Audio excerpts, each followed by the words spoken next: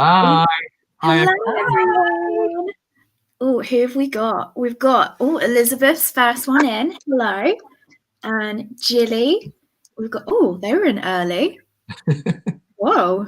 Caroline was here like 2 hours ago, just to point that out. Caroline was here at 4 p.m. 2 hours ago. Wow. Eager beavers. Yeah. Then we've got Tammy Pie. Hello. Martin, Sandra, Elaine. Hello. Keep scrolling down. We've got Ellie, a fellow Ellie. Hello. Here's Caroline. She's back. She's back. Yeah, got Sue and Stephanie. Hello. Nancy, Kimberly, Kay.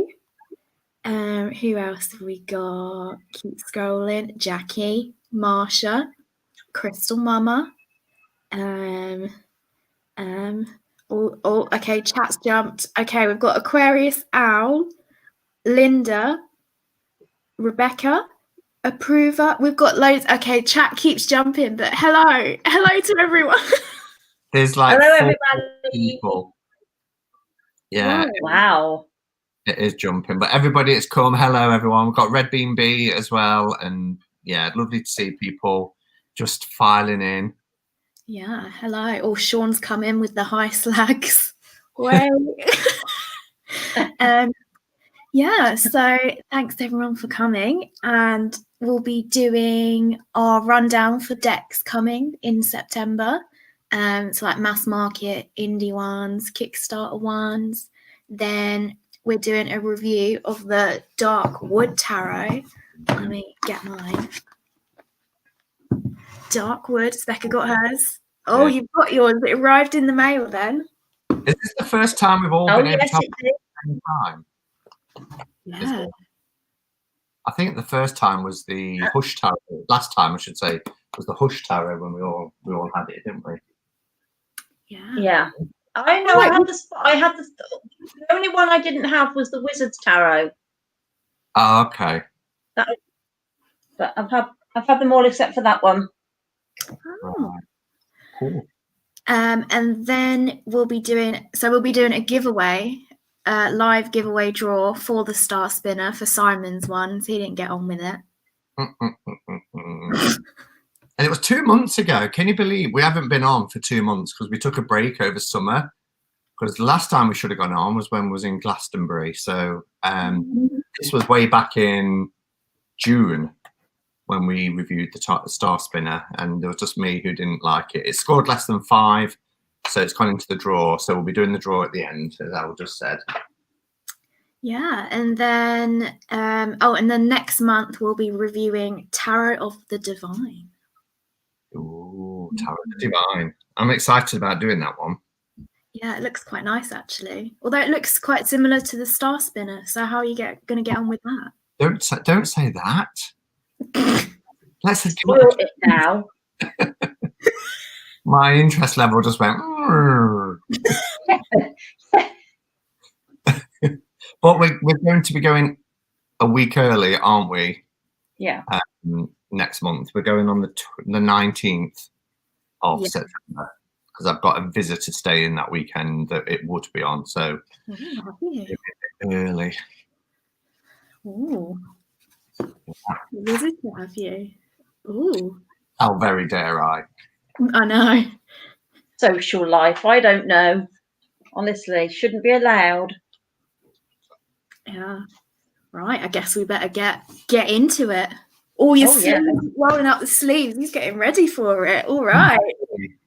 So we're starting with mass market, aren't we? Mass market decks due for release in September. And just that caveat again that, with the three of us being here in the UK and Sandra, thank you, Sandra, who's done all the research, is in the UK. When we say due to be released in September, we're talking about decks due to be released in the UK in September. We are mindful that some might have already been released earlier in some parts of the world, and some in other parts of the world, it might be later than September. Yeah. So I'm first on the list, folks. And this is for the Angel Guide Oracle, which is by Kyle Gray and illustrated by Jennifer how do you pronounce it? Is it Hawkyard? It is, isn't it? Yeah. Yeah, and this is going to be released on the 1st of September, and its publisher is Hay House, so it's going to be nice quality. So the Angel Oracle, it acts as a bridge between heaven and earth, bringing together 44 images of guardian angels with insightful, supportive, and healing keyword messages to help you activate your intuition, strengthen your communication, and I've lost my place, and open your heart to their messages of love. The accompanying guidebook explains how to attune to the cards, conduct angel readings for yourself as well as for others, and how to work with each card, and it also includes spreads.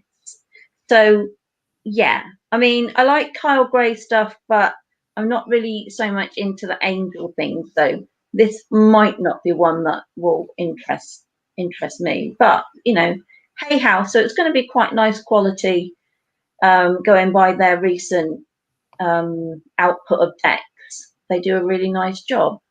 Yeah, they've certainly. I feel they're one publisher that's certainly upped their game in terms of their card quality and presentation and things like that. But I don't know. I kind of have a bit of a meh feeling about Hay House. Oh, They seem to be producing samey kind of images, which tend to be decks with faces, pretty white faces, and I don't know. I'm just when Dan from Epine de Vale shared a Hay House deck quite recently. I think that was Angels as well, or something like that. But it just every card just looked the same. You know, it was just I don't know. There doesn't seem to be much diversity coming out of Hay House. Yeah, I'm not a fan of them. Some decks I like. I've got Kyle Gray's. What is it called? He did one that was very similar to Ascended Masters, like the Doreen Virtue one. Then he did one a couple of years ago. Forgotten the name of it. and of course, Hay House produced Lightseers for us, didn't they? Yeah, the Lightseers Tarot was Hay House, which was a really diverse deck. Angels and they also produced. Oh yes, I really like this one. I'm not a fan of that one. Yeah. I think that I like the card stock. It's nice and matte and really durable. Yeah. And there is quite a bit. Again, some people talk about appropriation, and I get it, because there's like the Shaylon Master. And I know Casper from Boy Diviner did a video, and he actually talked about this card in particular. But there is, it's kind of angels and ancestors, so it was trying to represent ancestors from different parts of the world and different cultures. But yeah.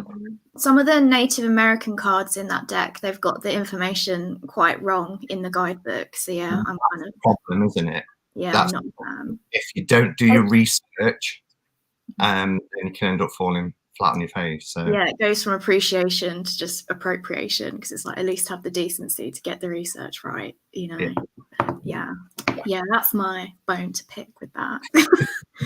But, although Jen's just said that she got just got a self-care oracle deck from Hay House, and it has some diversity in it. So I think it just depends on, maybe you just need to do your research a little bit better before you buy it, rather than just buy it and then complain it hasn't got diversity in it when you get it. Yeah. So then we've got Tarot of the Divine, which we'll be doing next month, by Yoshitani, and it's releasing on the 1st of September. And the publisher is Bantam Dell Publishing Group. Not heard of those. The path to enlightenment is unique for each of us, but many of the lessons we learn are shared stories passed among cultures and generations. With rich, vibrant art and a keen understanding of traditional tarot archetypes, illustrator Yoshi Yoshitani infuses Tarot of the Divine with worldly insight and an intriguing selection of fables and folk tales from cultures across the globe. So it's got a 44-page guidebook, and it includes and it illuminates how these fables support traditional tarot imagery and themes, with fables from more than 40 countries. So that sounds pretty good. Because I think wasn't the Star Spinner based a lot around fairy tales but because it didn't have anything in the guidebook, they were kind of lost on a lot of people, which was a shame. Yeah. So I hope in this guidebook they kind of reference. Oh, have we lost Al? We've lost Al. She's frozen. I can hear her. So could I. I just heard a gasp. That kind of in breath. Are you with us? Yay! Oh, I'm here. I'm back. Good. Cool. Did you finish your bit, Al? Did I finish my what? Your bit? Oh yeah, I finished. Well, what bit did you hear up to? Or did you hear it all? How you was comparing a little bit to Star Spinner. And she's still frozen. Am I?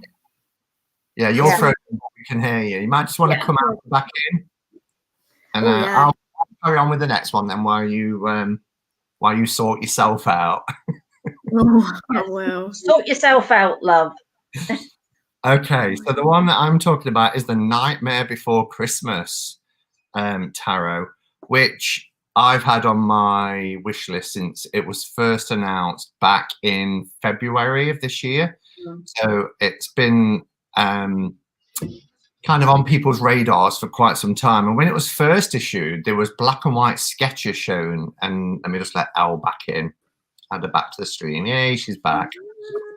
So black and white sketches were issued, and I was kind of like, oh no, that's really disappointing.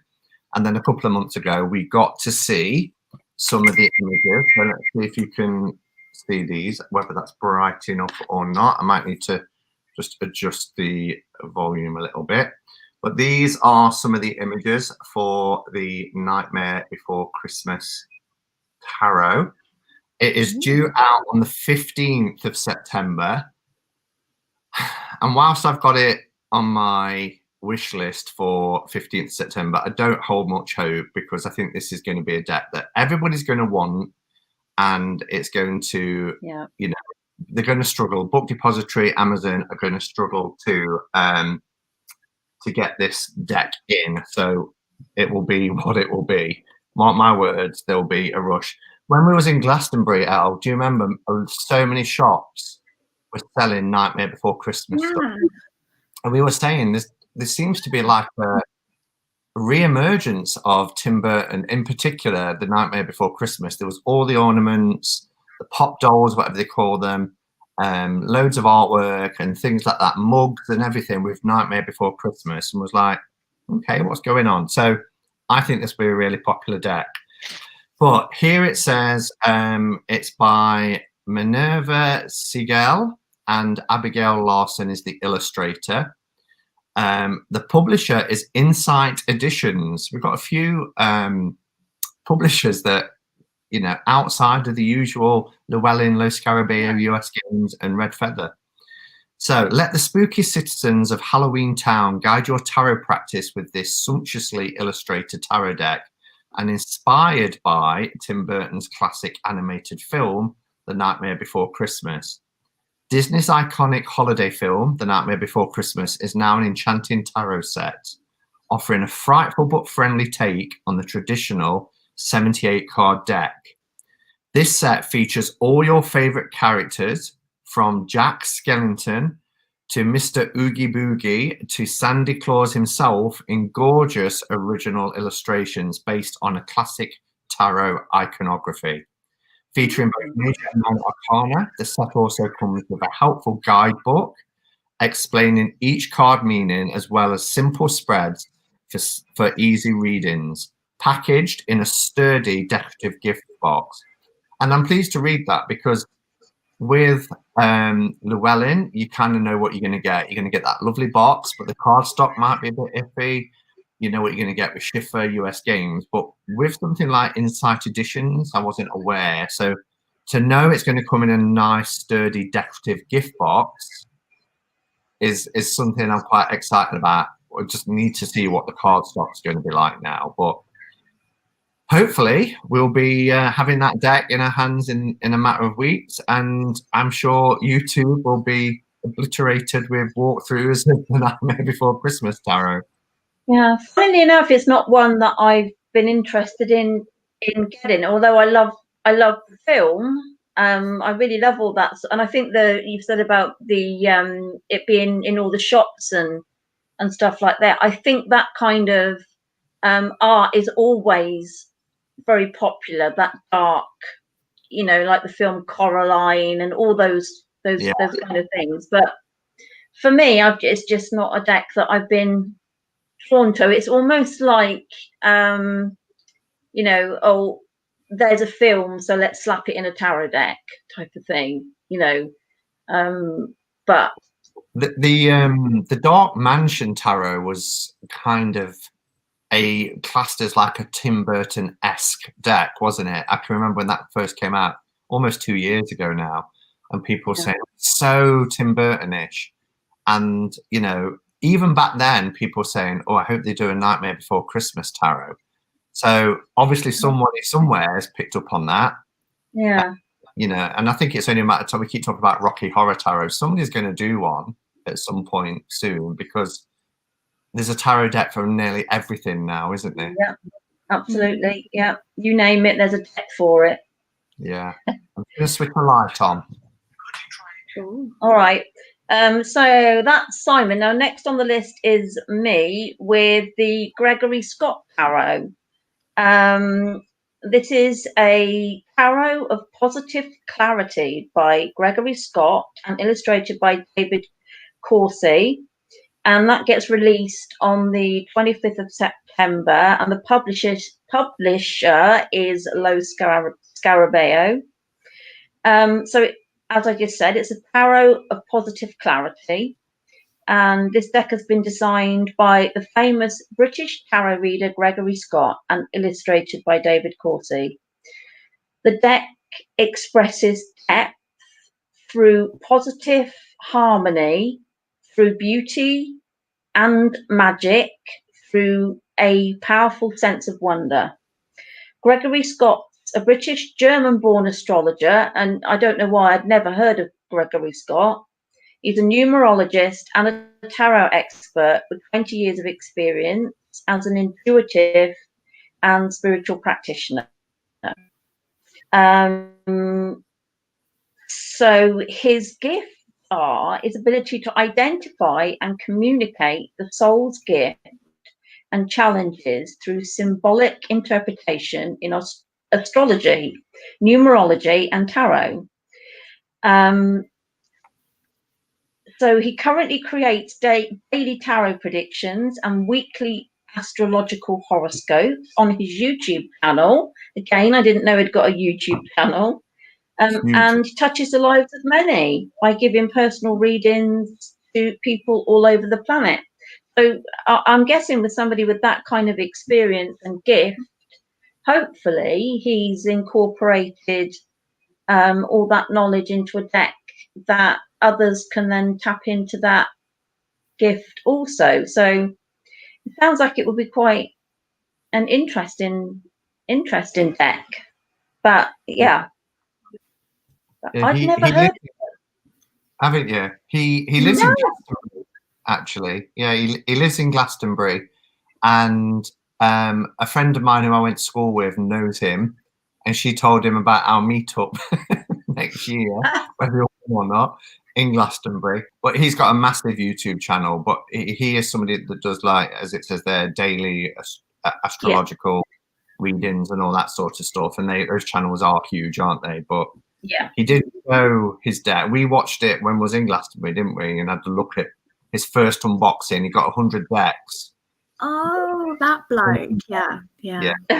He seems really nice guy, actually. So yeah, I'm looking forward to it coming out. I messaged him to see if I could get one while I was in Glastonbury, but he never got back to me. Oh, What a cheek. and did he not know who he was talking to? Yeah, I mean, now, you know, how dare he? Does he not know who we are? Okay, also now we're on to indie decks, and we've got the Fifth Spirit Tarot coming out by Charlie Claire Burgess, and it's coming soon, so I don't know what that means, but soon. It's a modern and inclusive deck for a world beyond binaries, lovingly created to expand the archetypes beyond the gender binary and to reflect the variety and diversity of human bodies and human spirits. With a nod to Rider-Waite-Smith symbolism, the imagery re-envisions the card from a queer and soul-centered perspective. So that sounds really good. I nearly backed this on Kickstarter, but then I didn't have the money, so I couldn't. But I can't wait for it to come out. It looks really good. It's going to come in a 2-part box with linen cardstock, and a full-length guidebook is sold separately. And I have seen they've got a altar cloth coming out separately too, which looks really pretty. So yeah, it sounds good. Wow, does sound good. So we were just having a debate about this. I was going to pronounce it Botan Tarot, Botan, but Elle thought it might be Botan or Botan. Did I you say? thought, yeah, Botan. Or is it just my accent? I feel like I've heard someone say Botan. Okay, it might be Botan, but for me, it just sounds like it should be Botan, but I don't know. So anyway, whatever it is, the Botan Tarot. It's by Mayako M, and it's available late summer, and that's the only information we got. So late summer is any time now. We're now in late summer, right up until 21st of September. And this is a lush and whimsical 78 card deck illustrated in watercolor by Mayako M. I'll show you a couple of the images. They are beautiful, and I'm really looking forward to this one. So this is some pictures from the major arcana. Oh, wow. Yeah, it's Japanese art, and just really gorgeous. Look at this one, that little chap, I want to say. So I really think this one is beautiful, and I'm looking forward to it.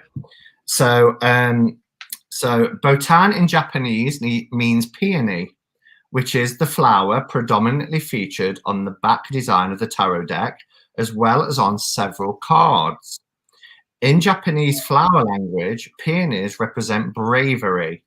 Botan is also a play on the word botanical.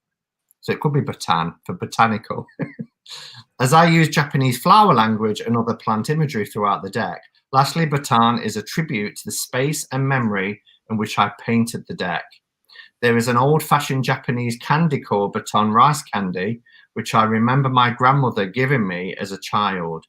The deck was painted entirely in the dining room of my grandmother's home, and the minor arcana specifically draws inspiration from the Japanese children's stories that she once used to read to me.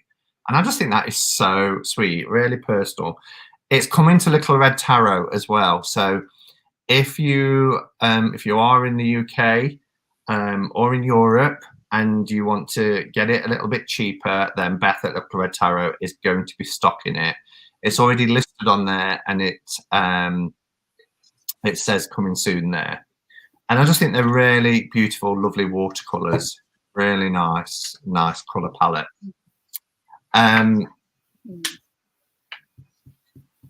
Just trying to see if that's part. Yeah, there's a little bit more. So it just says, within the deck, you'll find both 22 major arcana, which were painted in 2017, and the 56 minor arcana, which was painted in 2019. So it's taken 3 years to complete. The major arcana is contemporary in design with influences from Art Nouveau, Japanese flower language, and family history. The minor arcana uses the same aesthetic with folk tale characters, reimagined symbolism in elements, plants and animals, and cohesive colour stories. Definitely one I'm going to get. Definitely want to get that one. It looks yeah. Watercolor is one of my favourite art mediums. I love watercolor. Anything, and because generally it's all like pastel-y colours, which is really floats my boat. Okay, so oil. Those both ends are both oil paintings and watercolors. Love them. Yeah. So now mine, I'm up next with the New Orleans Tarot. Now, I don't know how to pronounce this surname, and I don't want to slaughter it. But the deck is by Fatima, and I'm going to spell it because I can't pronounce it, which is Mbodk. Now, the B could be silent or not pronounced, so I'm not sure. And it's illustrated by Laurie Felix, and it's available now. Now it says the New Orleans Oracle deck was channeled and created to help support those who want to gain a deeper connection to the within, the highest parts of themselves, and the universal energy that connects us all. The culture of New Orleans played a significant role in inspiring this deck because New Orleans is a place that inspires people to find and accept and be themselves. We live in a time when looking outside of ourselves for confirmation has become the norm. This deck was created as a tool to bring back the comfort of going within, to listen to and grow in our trust of self. And this is by guiding us to the highest version of ourselves. The Oracle deck is meant to support the oneness and balance of intuition and intellectual energy, the energy of unconditional love and divine energy.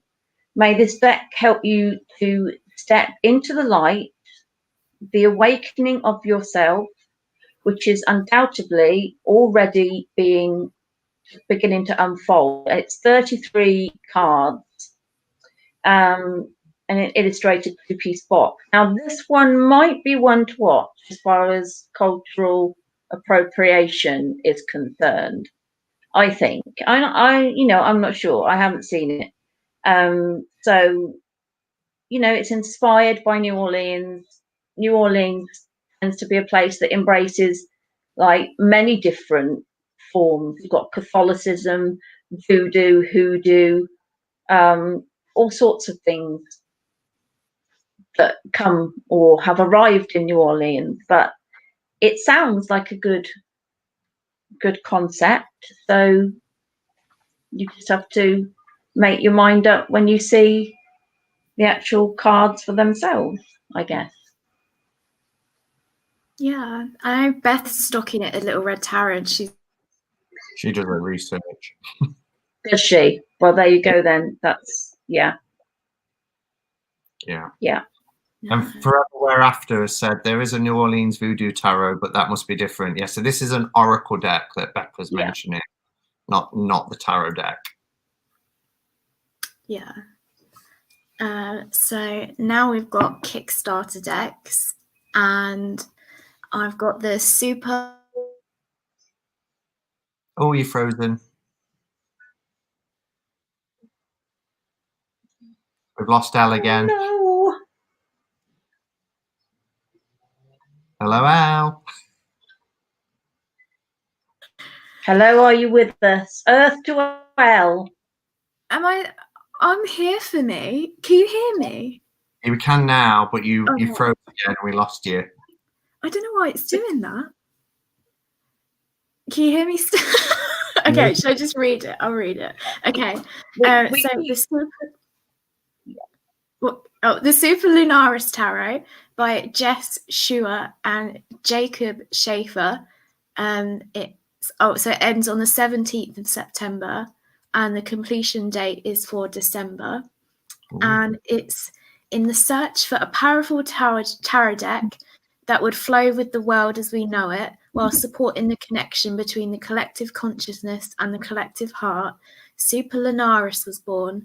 Set in a world of fantasy mixed with modern reality, the characters appear from all walks of life and within different snapshots of time.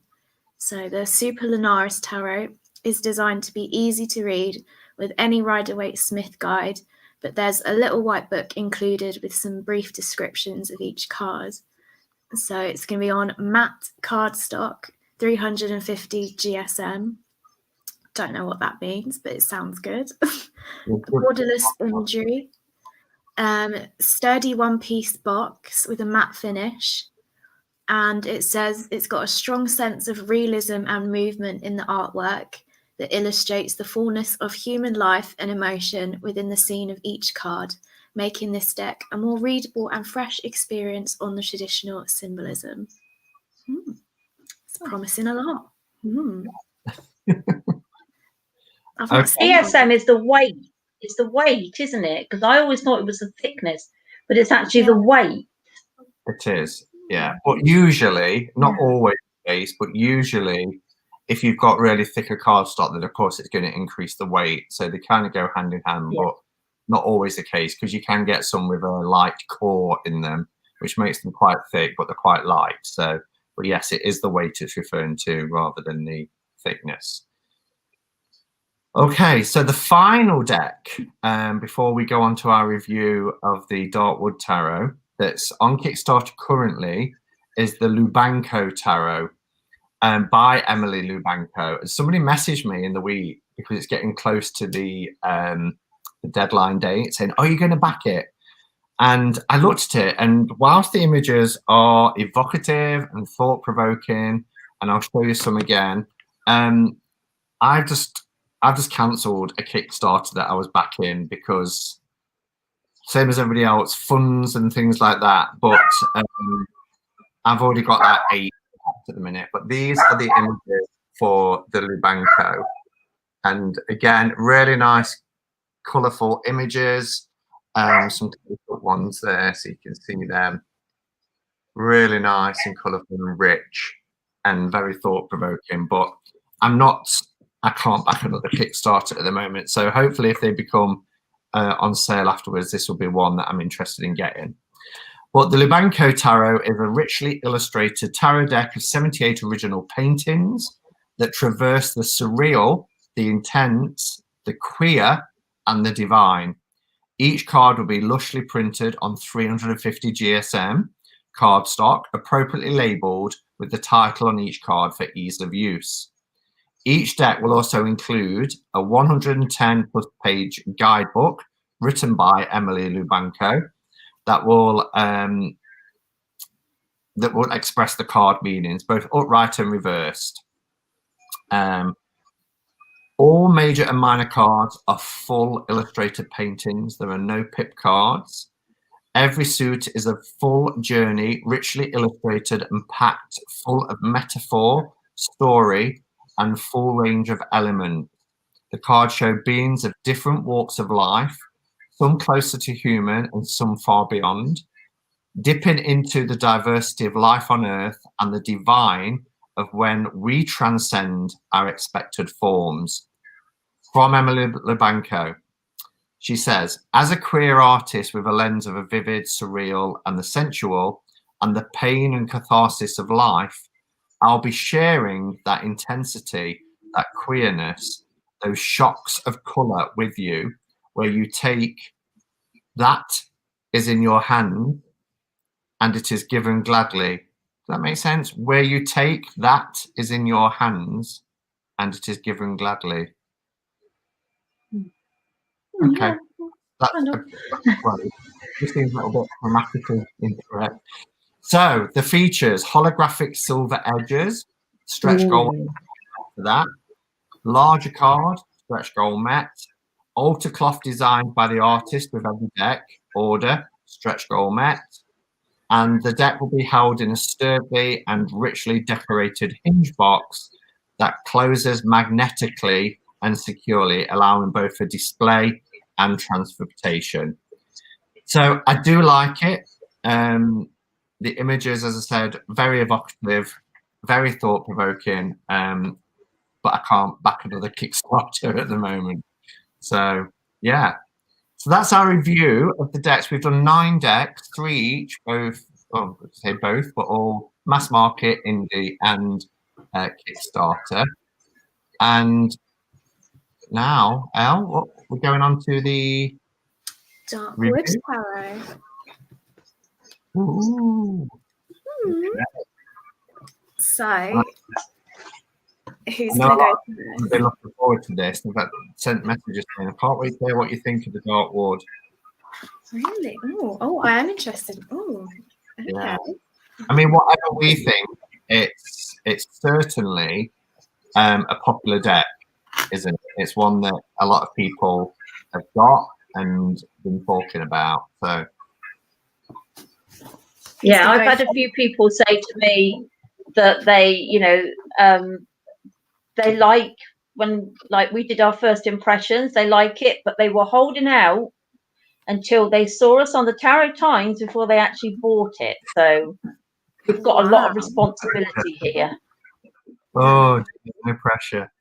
So what we're going to do first, what we always do, we follow a bit of a format, which is to talk about our favorite cards and our least favorite cards.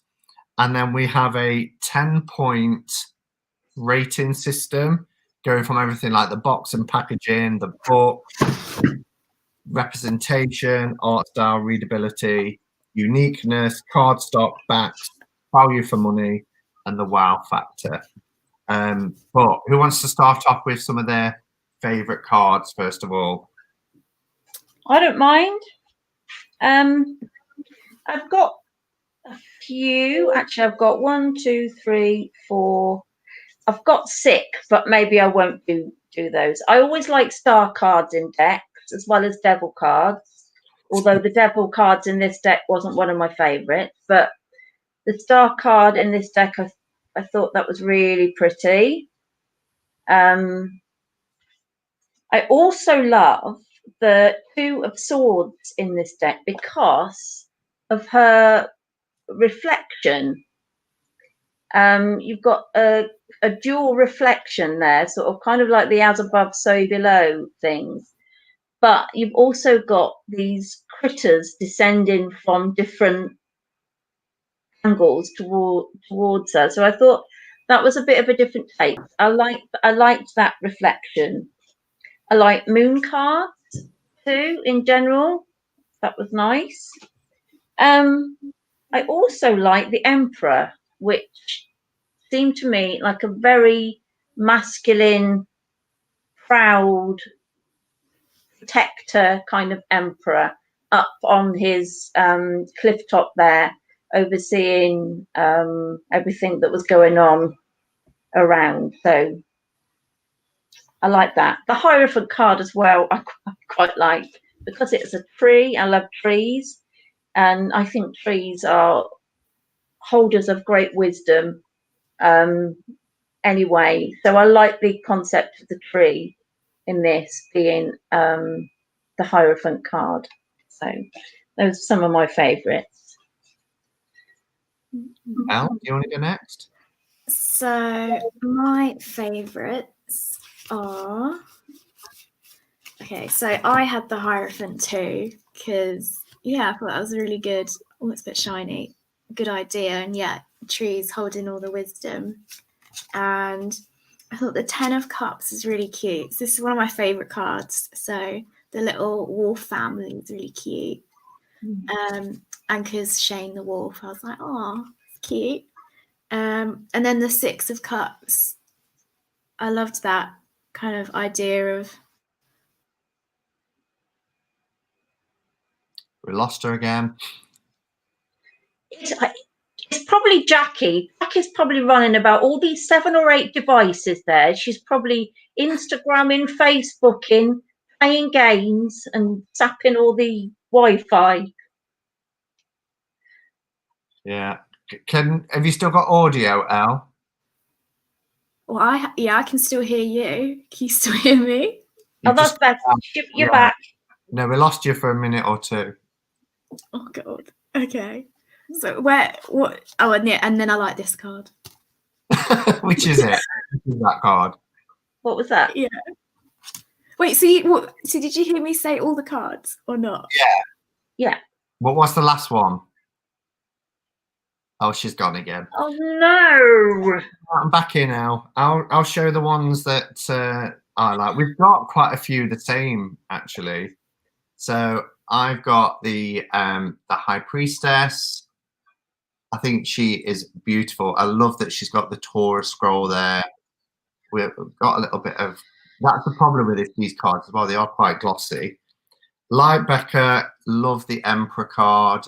I think it is really good. It reminds me of like a Disney film like Lion King as well.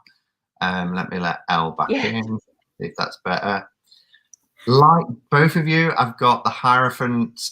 I think, you know, trees, age old wisdom and knowledge. I love it.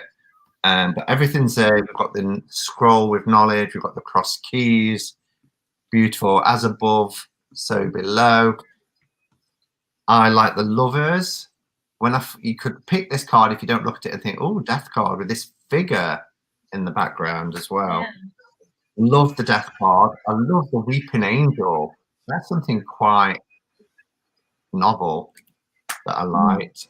Like the Two of Wands. Very witchy.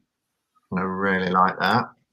Love the use of animals in the deck as well. So examples being Four of Cups. I'll get it without a glare. And Five of Cups. The rabbit.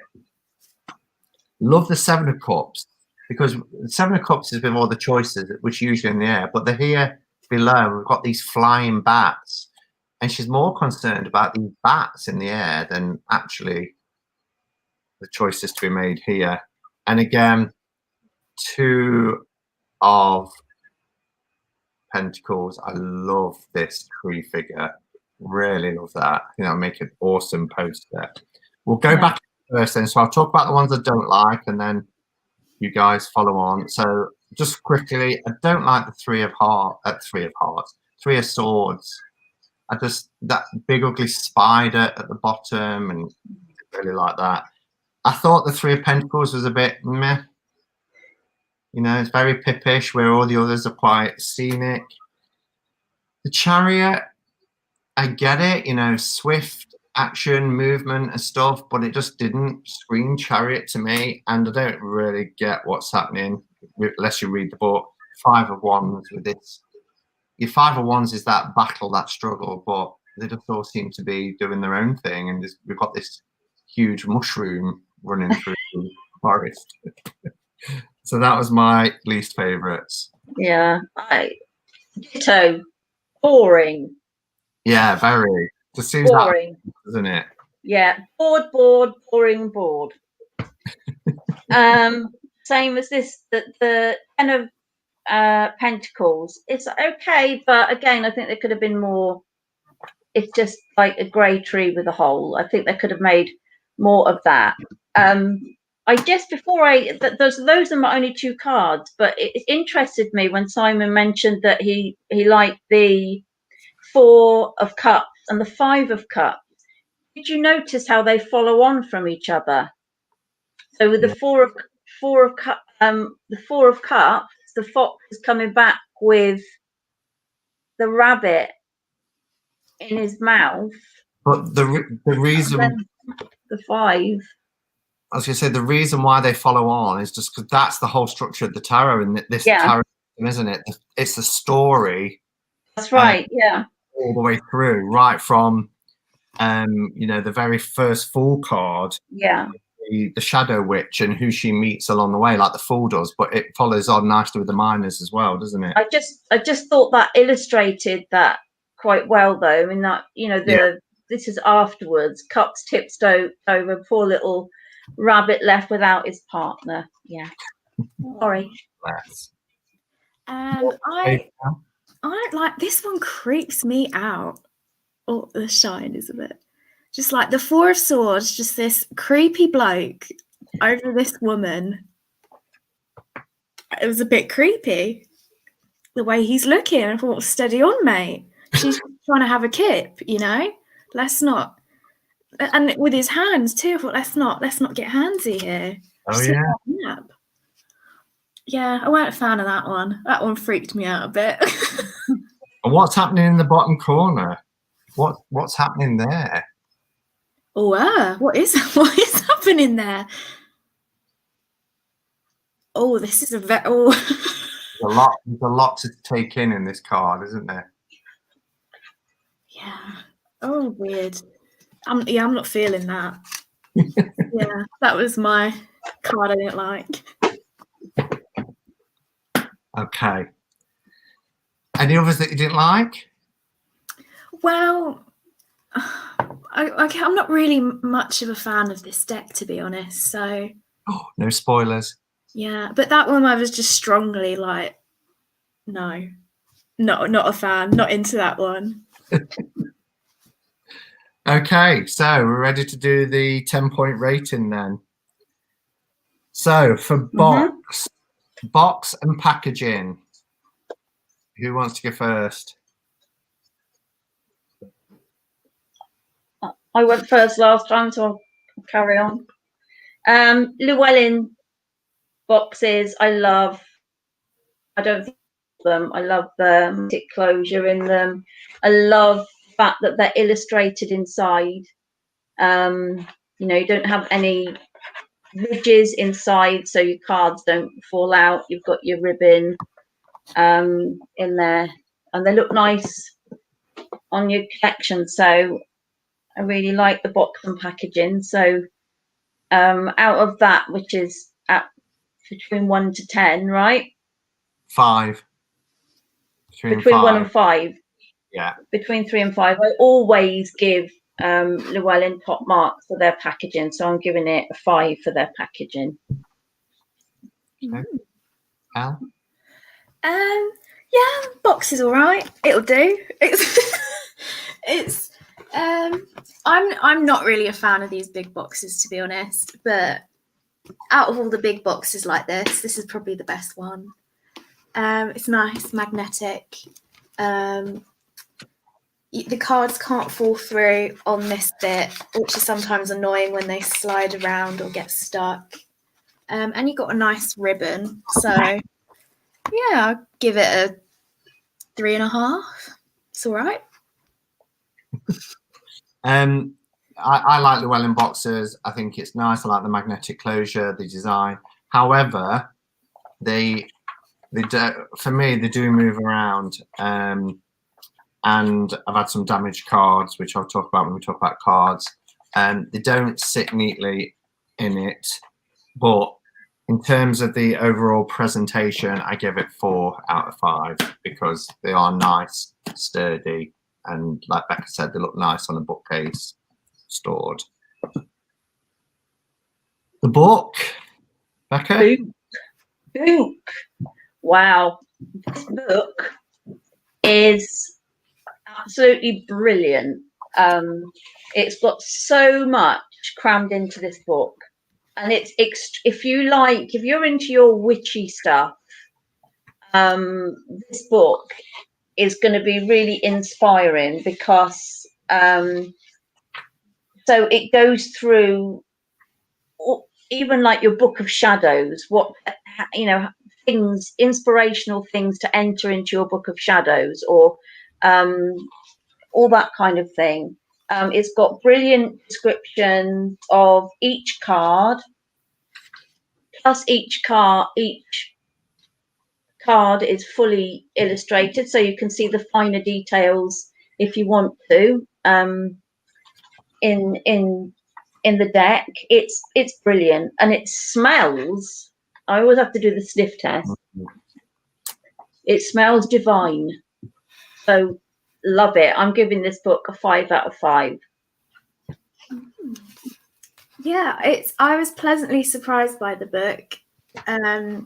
I was expecting it to kind of be just doing what the Barbara Maud one did for the Wizard's Tarot, just kind of giving a general meaning, but I was glad that this actually goes into the artwork and explains it, which is interesting. And like at the top, it gives a little mini quote or renames it, which gives it more depth.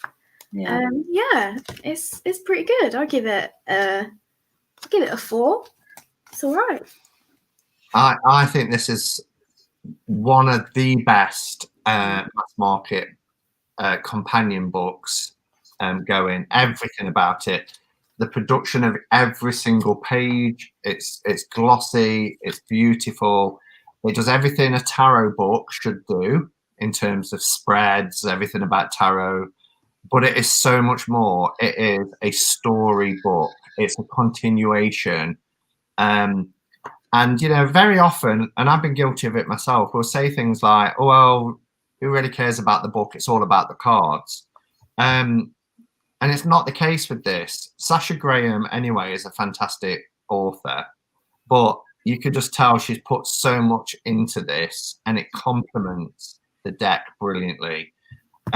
Each chapter starts with the next bit. So, you know, if you get to something like the High Priestess, which is the 3rd card, and the Fool is the Shadow Witch, it will then continue the story. The Shadow Witch feels water tickle her toes. She wonders if she's wandered into a puddle or a stream.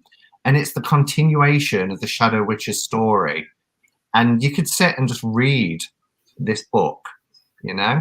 It's presented beautifully, it's written beautifully, it's a gem. So I give it 5 out of 5. Then we have diversity and representation. Well, there isn't any, is there? Well, actually, yes, that's not true. There are a few cards that have different skin tones, like this one. But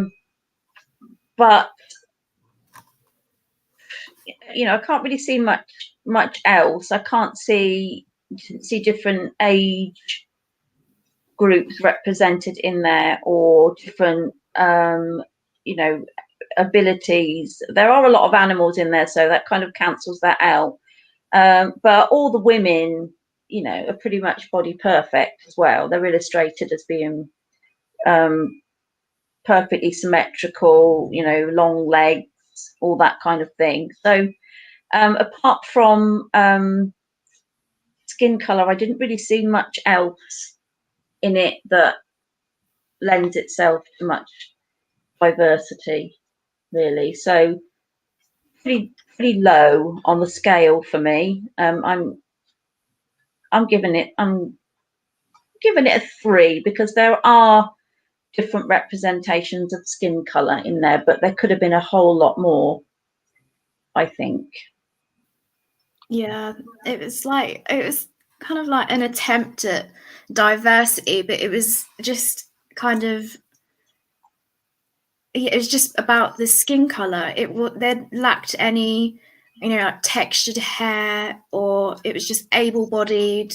Yeah, like people just upholding society's, you know, stereotypes. It's just able-bodied cis people,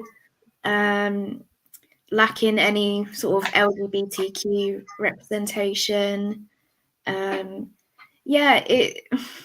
It's disappointing. I was hoping for more. It's just, you can't just color someone's skin tone and kind of call it a day, because a lot of them still uphold kind of the European features that are so highly praised in this society, with like the small noses and big eyes and whatnot. But it's like, it's really lacking in like the authentic, the, like, you know, like textured hair, and just, I don't know, it didn't do a lot for me. There wasn't, and even the people that were of different skin tones, it was like maybe 7 of the cards out of 78. It doesn't do the job. I think as a mass market deck publisher, you've got a responsibility.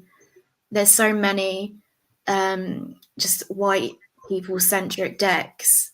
It's kind of, come on now, let's be on the other side of history. Let's don't add to that collection. Let's move away from that. Let's add to the voices of people who are underrepresented. So it's just disappointed and frustrating. I think it really annoys me. It's 2020. There's not really an excuse. We're at like the age of being able to just go on the computer and research and find stuff out and do a good job in representing people. And the fact that people and creators are still choosing to be ignorant, it's really frustrating. Yeah, that's my gripe. Yeah. So Agreed. like 2.5, 2 out of 5. Yeah, I agree. There has been an attempt, but it's not gone far enough. I did appreciate the lovers card, having lovers of different skin tones. But again, it's a straight lovers card. And lots of decks now are giving us alternatives with lovers cards, so we can pick and choose. I don't buy the argument as well sometimes that they're saying, well, a lot of them are fey people. We can still represent even in, other. What? That is the crappiest argument. Nah, whoever says that, nah, jog on. No, rubbish argument there. So yeah, I agree. I give it 2 out of 5 for diversity. Because even in fantasy, because this is very Disney-esque, but even in fantasy, even in Disney, people want to see a representation of themselves. It's almost like saying, oh, okay, well, it is just fantasy. That means a person of color and Afro-Caribbean person of color, therefore their fantasy would be able to have long flowing black hair and a tiny little upturned nose. Yeah, and for this looking so Disney, not a fantasy of them. Yeah, sorry, yeah. Yeah, exactly. And the fact that this is so Disney-esque is going to probably appeal to younger people. And it's just a shame that like potentially younger people are going to not see themselves in this. I mean, it happened for so long with Disney. They've only just started coming out with, a princess of color. And it's just it's annoying to say the least. Yeah. Okay, so art style. Becca, it's you. Yeah, I mean, it just reminds me of a Disney movie, and I'm not opposed to Disney movies. And it reminds me a bit of a vintage style Disney movie. Like it reminded me a lot of Snow White, that kind of imagery, which I'm not a huge fan of, but I do appreciate it as an art form. But like I say, it's not something that I would gravitate towards. But having said that, I can appreciate it. So I'm giving it 2.5, 3 for art style. I wouldn't have chosen it, but I know it's very popular. Okay, Al? Yeah, I mean, it's like really lovely artwork, and like of course it's kind of subjective, isn't it? But yeah, it's not really my style. It does remind me a lot of kind of the Disney villain-esque kind of thing, which I think to me subconsciously kind of takes me out of the tarot zone. I kind of can't take it as serious, or I can't apply it deeply, or I don't know why. I think maybe because I'm associating it with like watching films as a little kid. But yeah, I mean, it's really pretty, just not my thing. So yeah, I'll give it a 2, I think. But yeah, I I was surprised with art style because it's that graphic novel kind of art, isn't it?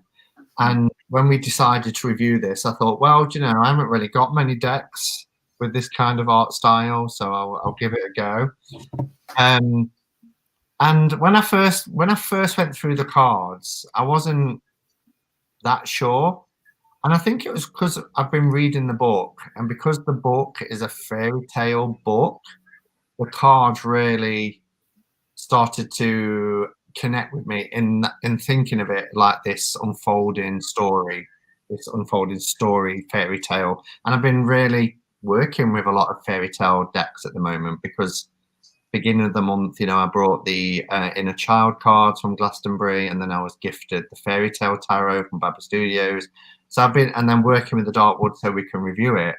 I've really found an appreciation for it. So I really like it. I'm not going to say it's my preferred art style, but I'm going to give it a 3 because it might have been a 2 when I first got it, but it's grown on me. It appeals to me more. Readability. Now, surprisingly enough, even though the art style was not something that I would have chosen for myself, in my experience, those are the decks that work best for me. And reading with it and having the book alongside to really delve into those deeper shadowy aspects of some of the cards that that come up in a spread, it's read really, really well for me because it's very thought provoking because you've got so much detail about the images in each card. So it certainly gave it a 3D dimension, whereas before I just maybe flip over a strength card or whatever, and then it's given a much more deeper sort of looking into myself aspect. So readability for me, it was very good, surprisingly enough. So yeah, I'm giving it a 4 for readability for me. Cool. Yeah, yeah, I mean it's pretty good probably for a beginner. I think some cards I did look at and not really get it. I did have to read the guidebook to get it properly, but yeah, I think the majority it's pretty readable. I could see a beginner getting on with this okay. But yeah, I think because some cards do you need the book, maybe a 3.5. Okay. I'm kind of in between both of what you're saying. I always struggle with this one out of all 10 categories, readability, because I think once you know, people often say to me, how does it read? And I just struggle to answer that because for me, if you've learned a tarot system, you can read cards. I think the only time it would be difficult to read for me if it purports to be a particular system and then there's something quite abstract in the image and I struggle to connect with it. With this, it does follow an RWS system. There are some cards, like I mentioned, with the 5 of Wands. I'm like, what's going on here? But my mind will switch to 5 of Wands and what I know of 5 of Wands anyway, so I can read it from my underpinning knowledge of tarot. But for readability, I give it a 4 because it's RWS. It's my preferred system, and I could read with it. Yeah. So individuality and uniqueness. 0.6. Individuality and uniqueness. Well, there are quite a lot of decks that follow this. You know, you've got the kind of Nightmare Before Christmas thing, you know, like cartoony decks that are coming out. Not cartoony, but you know what I mean by cartoony. Yeah. So I don't think it's not groundbreaking for me in uniqueness. I like the backs, but even the backs reminded me a little bit of like the Mildred Payne sort of Deviant Moon type back. So not groundbreaking. I'm giving it a 3. Yeah, it's I mean, I always look at decks and think, do I want to keep this? Is this going to add something new to my practice? And it doesn't really. Yeah, it's not groundbreaking. It doesn't deviate much from the Rider-Waite system. Some of the cards have an interesting kind of slant, but not enough for me to kind of think, oh wow, you know, that's changed my opinion, or that's given me a deeper understanding of that card meaning. So when I read with it, I don't really get a new experience. So yeah, I'd say like maybe like a 2.5. I love your halves. I do. I think 3's too strong, but 2.5. Yeah. That's in the middle. Yeah. I scored it a 4, and the reason why I scored it a 4 because I was looking at the individual uniqueness in terms of my collection, and I don't really have any sort of graphic novel type art in tarot decks. So for me, it was quite unique, and I think it's why I feel quite drawn to this deck, because it's quite unique compared to decks that I've got. So I scored it a 4. Cardstock. Well, it's Llewellyn, and we know that Llewellyn cardstock is thin. Some people love this, I've got to say. If you're a riffle shuffler, then people love it. And it does, you know, they do run smoothly together with no sticking, but it's very thin. It's thin. And I had an experience with my Forest of Enchantment deck, which was a Llewellyn, when I shuffled and one of the cards, they, you know, as they sometimes do, it clashed against another one and it bent very, very easily. So I'm not keen on Llewellyn cardstock, so I'm giving that a 3, middle ground for me. Oh, interesting. I really like this cardstock. I think because I'm not used to it. I think my first ever Llewellyn deck was the Wizard's Tarot. I was really shocked by the cardstocks. I think I've never had a deck. To me, it feels quite thick. And I like glossy for some reason. Yeah, I don't know why. It's thick to me. Wow. But that's great, you know, because that's well, it's like thick for a good riffle shuffle deck. It's like a thin thick. Like it's really good for riffle shuffling. You can get a nice little bend. Yeah. So I like it, and it's I quite like it. I'd give it a 3, a solid 3. Gosh, you really like something and it gets a 3. What does a deck creator have to do to get a 5 from L? Well, I mean, come on, you got to have like gilding, bit of finish. You know, this is all right. It's the standard. The standard. Everybody knows what I think about Llewellyn cardstock. Case in point, those of you who saw my review, it bends easily. So can you see that bend straight through the card? I'm not sure I understand. And yeah, 2 cards already came with this crease through them. I wrote to Llewellyn, sent them an email. They never acknowledged my email, but a week later, 2 replacement cards came in the post. So big up Llewellyn for just replacing them. But I find them very thin. I'm not a riffle shuffler, and neither is Becca, so that might be why we both agree on this. And as a riffle shuffler, I'd imagine it's a dream. But because I'm an overhand shuffler, I have bent so many Llewellyn cards because they're not, for me, they're not sturdy enough. But yes, Kate, I've got my replacement. So I give cardstock 2, and I always do with Llewellyn cardstock. I don't like it. Backs. I like the vintagey look of the backs, actually.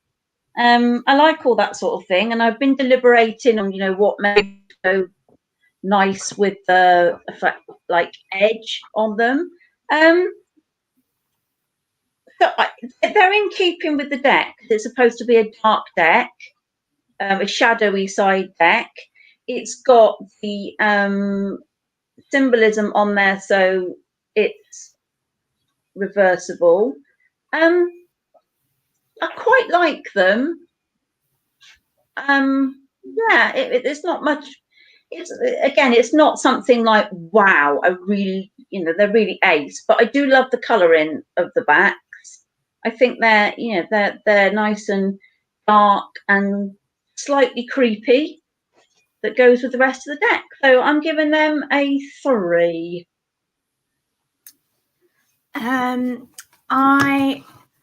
Wait, what was the question again? Oh.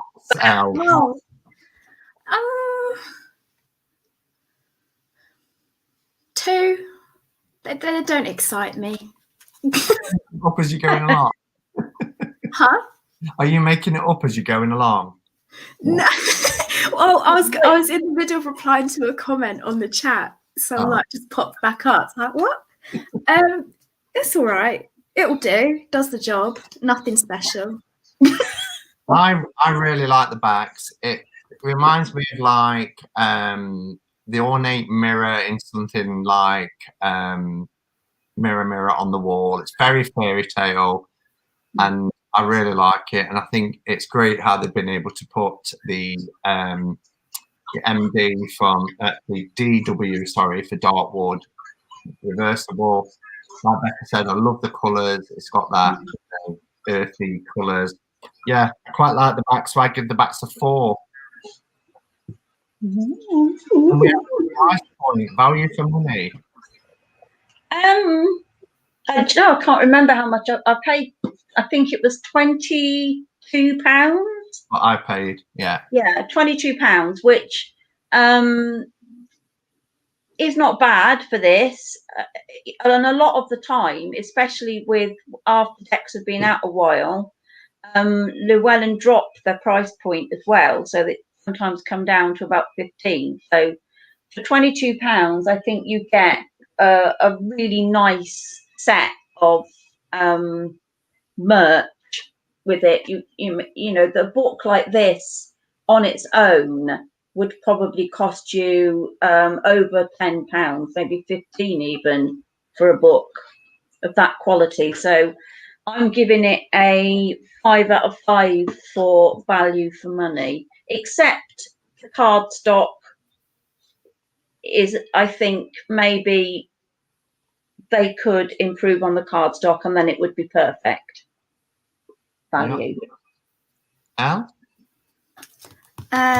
I was lost in the chat again. So was it the price point? Yeah. Okay. I think I had to pay a bit more because it was out of stock on Amazon UK and it was US. I think I maybe had to pay £30 for it. Okay. Ooh. I know. But so for 30 quid,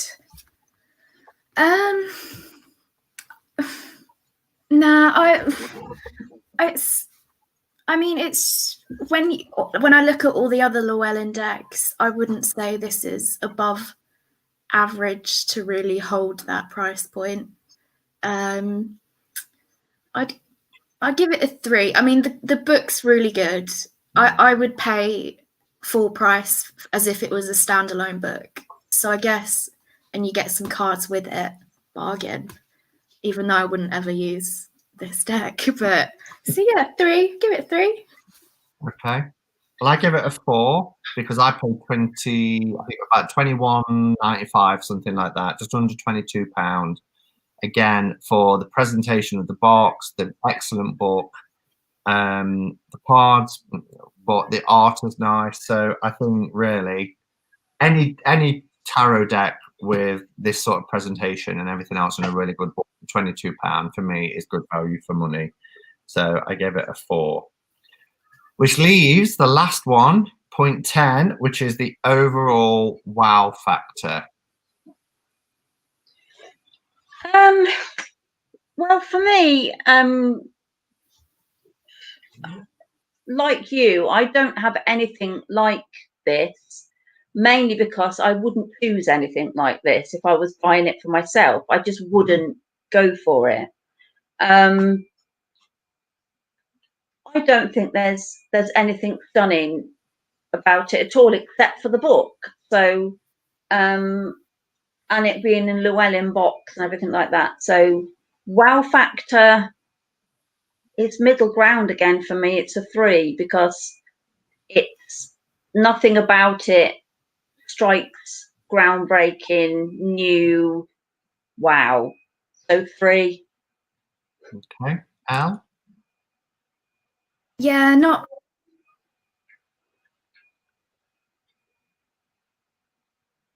Have we lost her again? We've lost her. Oh, she's back. Is she? Jackie, you playing World of Warcraft again in the other room? Am I back? Yes, you're back. Quickly tell us. Yeah, it didn't wow me. 3 out of no, well, not 3, 2.5, 2.5. I like my halves. Didn't wow me. Some of the concepts were, interesting, cool, but yeah, when I just think of other decks I've got in my collection, this doesn't stand out. Sorry. Don't apologise. I give it 3 as well. Wow factor. I really like it. I'm glad I've got it. It is different to anything I've got. But for me, the biggest wow bit of it all is the book. I'm so impressed with it. I love reading it. And it's unique in that sense as well. So I give it 3 out of 5. So to round up then, we give an overall rating out of 10. And we'll show our score together of what we give this deck. Usually, I think we're all agreed on this, aren't we? If we score below 5, then we put it up for a giveaway. Was that right? Anything above that, then we keep. So, I've already written mine down. I'm just going to write mine.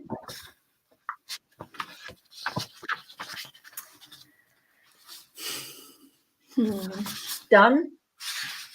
That is done. I'm trying to think. Okay. You can't do a half. Not on 10 points. She was good to as well, wasn't she? Oh, I was. Fine. Right. I'm gonna cross it out. Okay. Okay, so on 3, 2, 1. Oh, 6, 7, and 4. So 17 out of 30. 17 out of 30, which is about 55%, I suppose, positive. But wow. So Al, you're giving yours away. Yeah, not into it. Not feeling it.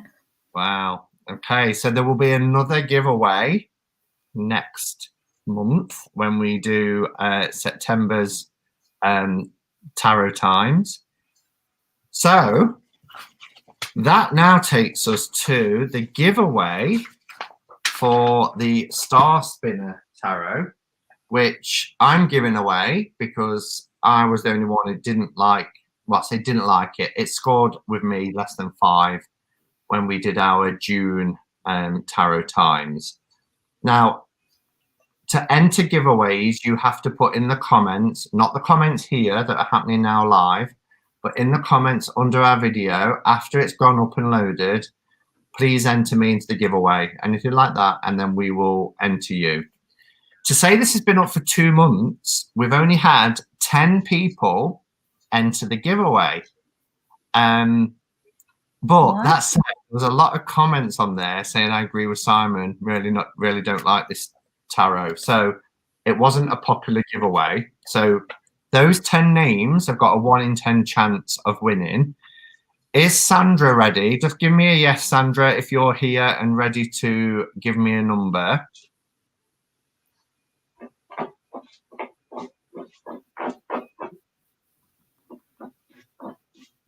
Yeah. Are you Sandra, with us, Sandra? she is. Yeah, she's commented and put yes. So 10 names. They're not in any particular order. So Sandra, if you can give me a number anywhere between 1 and 10, then I will say which name I've got written down against that number. Drum roll for the winner of the Star Spinner Tarot. She's gone with number 6. Number 6 is Red Bean B. Red Bean B. Ooh. So well done, B. You have won the Star Spinner Tarot. Private message me your address and I'll get this sent out to you.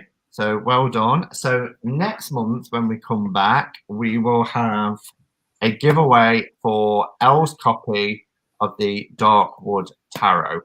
Okay. So anything else before we go? We've been on just coming up to an hour and a half. So that's good. So next month we're going to be reviewing the Tarot of the Divine.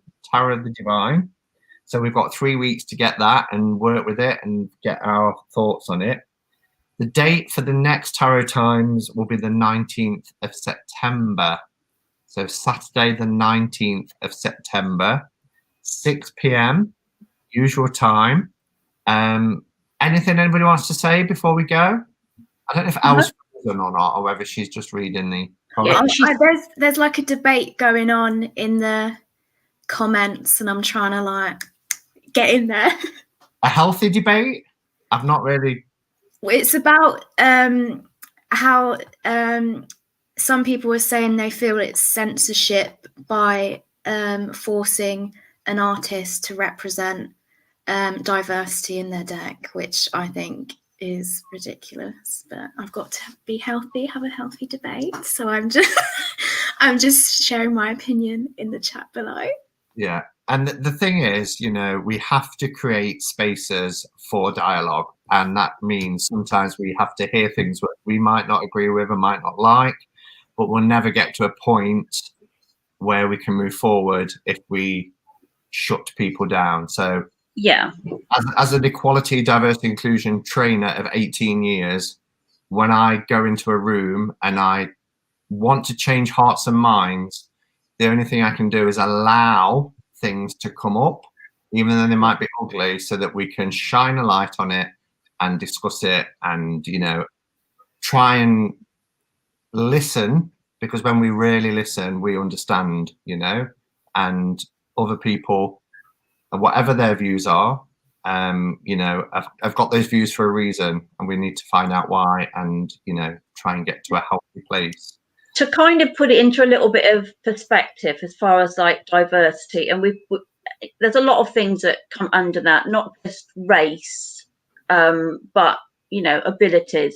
To put it into a little bit of perspective, I once heard a architect complaining that he had to make his building accessible because it made it so much more expensive for him to do.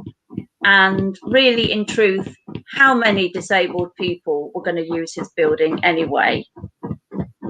So I think that kind of puts that into a little bit of a perspective, because he is a creator, an architect is a creator that is therefore creating something for everyone, despite what small proportion of that particular group may be using it. So and you never know, and as an advocate for people with disabilities, that's my bread and butter. That's what I do all day, every day. people can become disabled at any point in life, you know. Yeah. For someone to say, well, it's not really a small percentage, you know, the majority that use it can become disabled. Each of us at any point in our lives can become disabled, and then we rarely know the barriers of society put in place. But I suppose we're going down a bit of a rabbit hole, but it's worthy of discussion. Let's continue discussion in the comments below. But please remember, everybody, to be respectful and to be listen with a heart as well as ears. So thank you, everybody, for being here. That's the scratchy sound. It's Mabel. Yeah. I just thought I'd show you rather than thinking that I might, you know, have a terrible case of rumbling wind or something. No, it's this. Yeah. She's on a mission, getting ready to bed down. She is. All right. Lovely to see you all. Look after yourselves, and we'll be back next month for September's Tarot Times, edition 6. Bye, everyone. Wow. Bye. Bye.